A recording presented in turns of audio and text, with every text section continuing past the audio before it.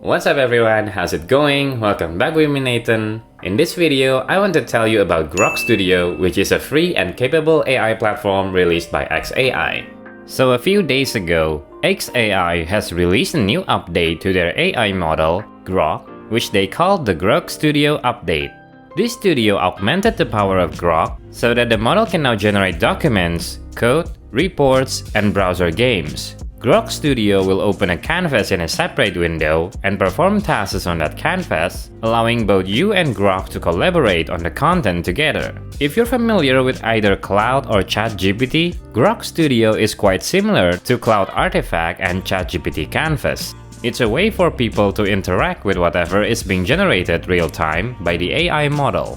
Just like in other AI platforms, Grok Studio can also do coding, which means that you can ask Grok to generate code and you can quickly see how it runs in the Preview tab. You can preview the output of HTML code, run Python, C++, JavaScript, TypeScript, and Bash scripts, which is quite awesome. All of this is available for free users, although it will be severely limited if you don't sign up for an account. Now, another great feature released in Grok Studio is the Google Drive integration, which is something that will be very useful for professionals and students. You can now attach files directly from your Google Drive, and Grok can interact with your documents, spreadsheets, or slides just like that.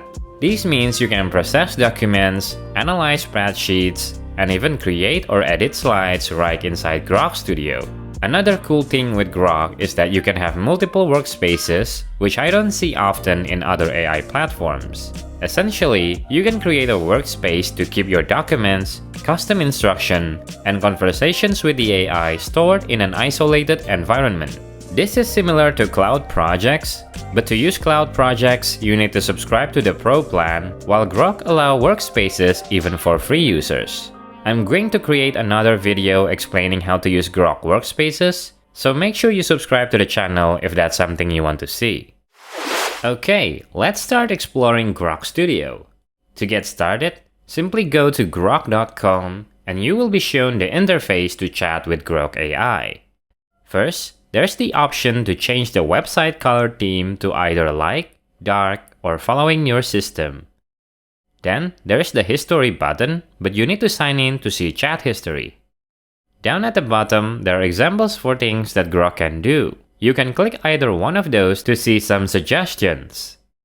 Now on the drop down on the right side, you can select the model to use. Here, we have Grok-3 and Grok-2, as well as the option to search the web.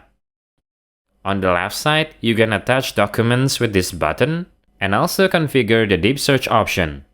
In Grok, there is the regular chat, a deep search chat, and a deeper search chat. Basically, deep search is used to synthesize key information from a topic and reason about conflicting facts and opinions, so that the AI can distill clarity from a complex topic. I assume deeper search simply increases the intensity of the search, allowing the AI to search from even a larger volume of information. There's also the think mode here, which allows Grok to take some time to reason and process your requests. All of this is available on the free tier, which is very interesting. You can use the platform for free, but if you're not a registered user, the limit is very low. So just sign up for an account if you decide to use this platform often. You will see the workspace button over here.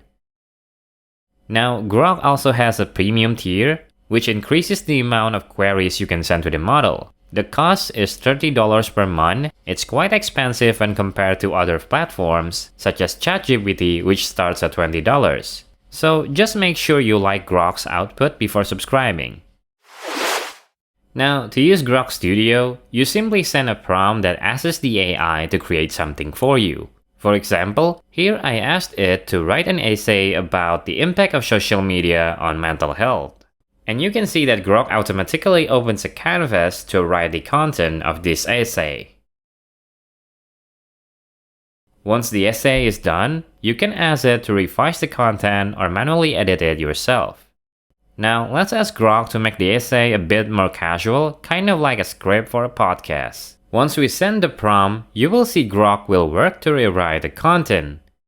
And then it will be done after a while. And you can go back and forth between the changes, by selecting the canvas in the chat column, which is great. Now, what's missing in this canvas is the option to edit parts of the content. For example, select this paragraph over here and then ask Grok to just rewrite that bit or expand it. ChatGPT has this feature, but it's not available here in Grok. But it's okay since this is just the first release. Grok is great for gathering and distilling ideas. It's also mostly uncensored because it follows the X social media platform philosophy, which is great to discover interesting ideas. The canvas also include a handy text editor, so you can change the text format or change the text to bold, italic, or underline. On the top right, you have options to see version history, copy the file, or download it. And this button here will close the canvas. Now, another thing Grok Studio can do is to generate a good-looking report for your data. First, I will connect Grok to my Google Drive here, then I will select a CSV file of a company sales data. This company is fictional. I created it just so that I can show you this demo. The prompt is generate a polished sales report, complete with charts and key insights. Suggest key actions to take based on the insights. I will also turn on the thinking mode here to get the best result. Send the request, and here we can see the thinking done by Grok. Right now, it is working thoroughly to generate the best sales report for us. Since this will take some time, I will skip ahead to when it finished the thinking. Alright, so here Grok finished the thinking after about 100 seconds. And here it executes a step-by-step process to generate the report. Okay, now Grok has finished turning the data into a polished sales report. It generated several different charts as well as key insights from each chart. And down at the bottom, here are the key insights and recommendations based on the data and the insights. It's very well done by Grok, and this integration with Google Drive is definitely a nice feature. It makes working on daily tasks easy, both for professionals and students alike. Now, this one is not a new feature released with this update, but Grok can also generate images for you. This makes Grok a flexible general model that can help you with many things. For example, if you need a good-looking image for presentation needs or a social media post, such as this illustration about facing the fear of public speaking in soft watercolor style, you can do so. Anyway, now let's try some coding with it. I'm going to ask it to build me a breakout game with neon-like style and slick animations. I'm also enabling the thinking mode again to get the best response. Now once we submit the prompt, Grok will start thinking and take a bit of time before answering. Again, I will skip ahead to when it has finished thinking. Okay, so here Grok has finished thinking, opened the studio and start generating the code. It streamed live just like the essay before, which is quite cool. Once the code is generated, the preview opens immediately. I think the studio feature is really good, the interface is quite polished and the transition is smooth. But anyway, you can see the game that has been generated here, and it works nicely.